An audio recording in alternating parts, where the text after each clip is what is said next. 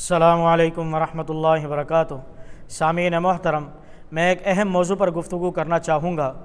ماہ شعبان کا مہینہ چل پڑا ہے اور اس ماہ میں کچھ روایات ایسی ہیں جو من گھڑت بیان کی جاتی ہے 15ویں رات کے بارے میں اس کے بارے میں آپ حضرات کے سامنے مدلل گفتگو کروں گا۔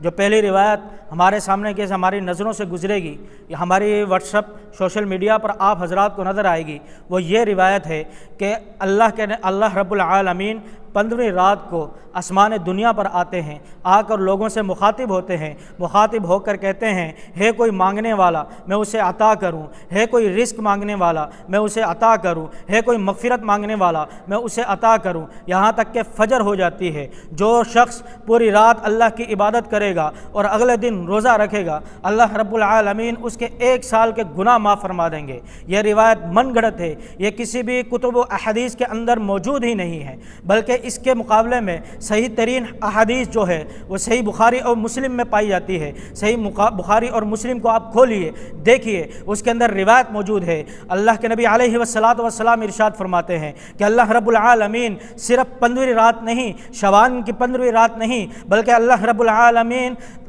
ہر دن ہر رات کی آخری تہائی حصے میں اللہ رب العالمین آسمان دنیا پر آتے ہیں، آ کر لوگوں سے مخاطب ہوتے ہیں، ہے کوئی مانگنے والا میں اسے عطا کروں، ہے کوئی رزق مانگنے والا میں اسے عطا کروں، ہے کوئی مغفرت مانگنے والا میں اسے عطا کروں، یہاں تک کہ فجر ہو جاتی ہے۔ ہم نے اسے کدھر منسوب کر دیا ہے؟ صرف 15ویں رات پر، کہ 15ویں رات میں عبادت کر لو، پورے سال کے گناہ معاف ہو جائیں گے۔ میں نے ان اشخاص کو دیکھا مسجد کے اندر اس 15ویں رات کی عبادت کرتے ہوئے جو پورا سال مسجد میں نظر نہیں آتے۔ تو میرے محترم بھائیوں، یہ من گھڑت حدیث ہے۔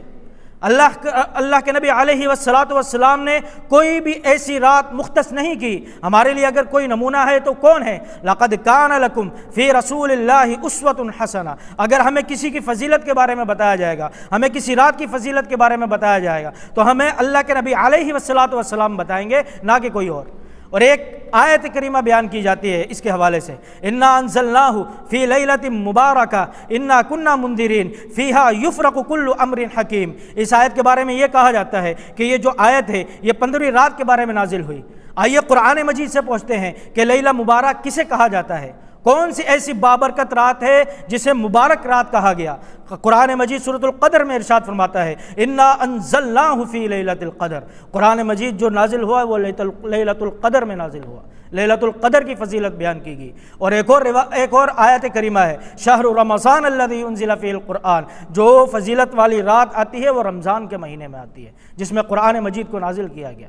اور ایک روایت بیان کی جاتی ہے جو من گھڑت بلکہ ضعیف ترین ہے، حضرت عائشہ رضی اللہ تعالی عنہا کی سے روایت ہے، وہ بیان کرتی ہیں کہ ایک دفعہ اللہ کے نبی علیہ والسلام رات کو چپکے سے کمرے سے باہر نکلے اور چل پڑے۔ میں بھی آپ صلی اللہ علیہ وسلم کے پیچھے چل پڑی۔ جب میں چلتی چلتی پہنچی تو میں کیا دیکھتی ہوں کہ اللہ کے نبی علیہ والسلام جنت البقیع میں کھڑے ہیں اور دعائے مغفرت کر رہے ہیں۔ تب جب اللہ کے نبی علیہ والسلام کی نظر مجھ پر پڑتی ہے تو اللہ کے نبی علیہ والسلام کہتے ہیں کہ عائشہ، کیا میں تجھ پر ظلم کرنے لگا تھا کہ تو میرے پیچھے پیچھے آ گئی؟ تو اس وقت اللہ کے نبی نے کہا کہ میں یہاں پر مغفرت کی دعا کرنے کے لیے آیا ہوں۔ مجھے جبریل امین نے آ کر بتایا تھا کہ شعبان کی 15ویں رات میں اگر کوئی کسی کے لیے مغفرت کی دعا کرے گا، اللہ رب العالمین اس کی مغفرت فرما دیں گے۔ یہ ضعیف ترین روایت ہے۔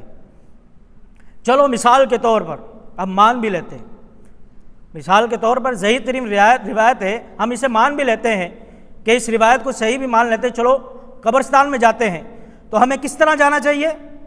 ہمیں اپنی مرضی سے جانا چاہیے یا اللہ کے نبی جس طرح گئے اس طرح جانا چاہیے؟ اور آج 15ویں شعبان میں دیکھ لیجئے آپ، چراغاں کر دیا جاتا ہے، روشنیوں سے قبرستانوں کو منور کر دیا جاتا ہے، اور پھر لوگ قبرستانوں کی زیارت کے لیے جا رہے ہوتے ہیں۔ اگر آپ نے جانا ہے، آپ تنہائی کی حالت میں جا کر دکھائیں نا۔ تنہائی کی حالت میں جائیں گے تو آپ کی حالت خراب ہو جائے گی۔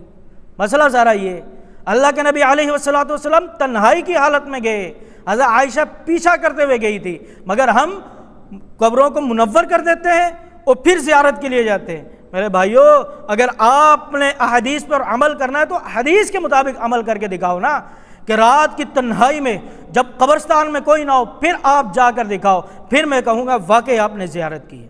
اور اس ماہ شعبان کے 15ویں رات کو عبادت کی جاتی ہے اور اگلے دن روزہ رکھا جاتا ہے۔ اور اسے بہت بابرکت کہا جاتا ہے، تو میرے محترم بھائیوں ایسا کوئی ثبوت نہیں ملتا۔